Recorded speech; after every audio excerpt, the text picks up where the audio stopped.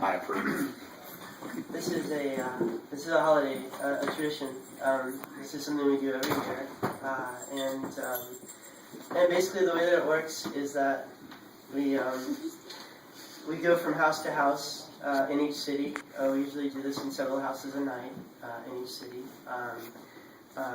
Basically, houses that we've had the privilege of being kindly and warmly invited into, and we traipse around the continent doing this, usually around this time of year, and I guess we've done it in about 465 or almost 470 houses now. That's awesome.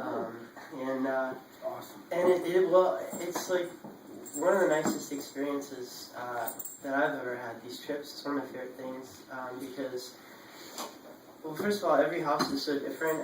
We get to go to crazy places like Mountain Home, Arkansas, that you never get to tour.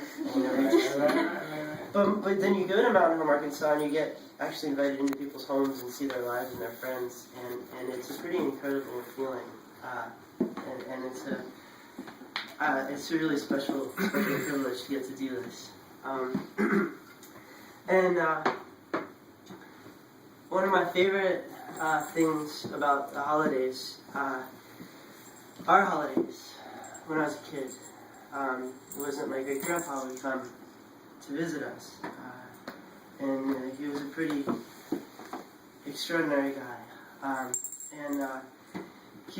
remember he used to be really, really excited about what he called the new sciences. He was always very excited about the new sciences, which at that point weren't that But he would tell me these things, and I remember him telling me about symbiosis, I guess, which was, he explained, one species doing something essential for another species, so that both species could survive. But things the species can't do for themselves. And he told me about this one thing. Most people, he said, don't know that fir trees are not born being able to walk. And he said that when they're born, the little fir trees actually can't walk, and their parents, which makes them very vulnerable to predators.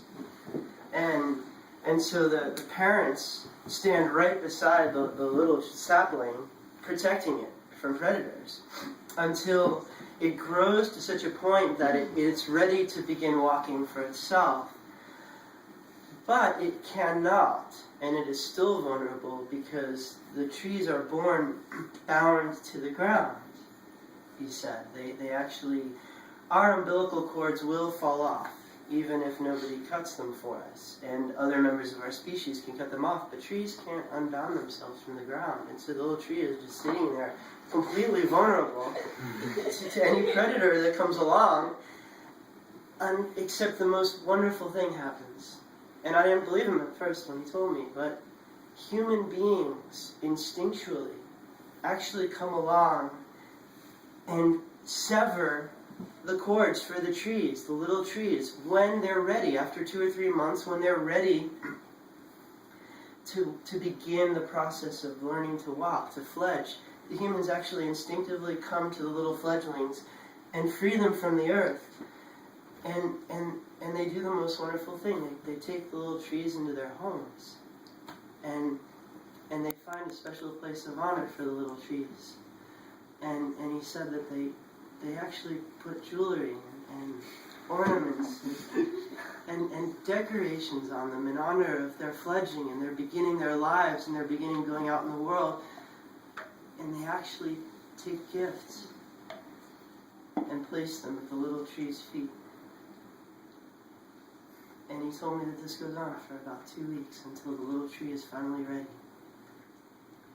And that the night that it's ready, the humans carefully and gently take all of the decorations and the ornaments and the jewelry off of the tree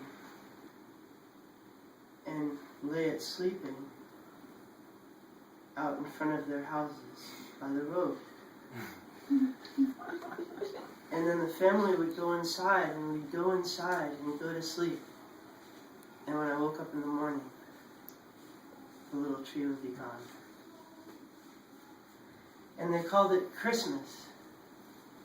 And this is a Christmas song. Oh.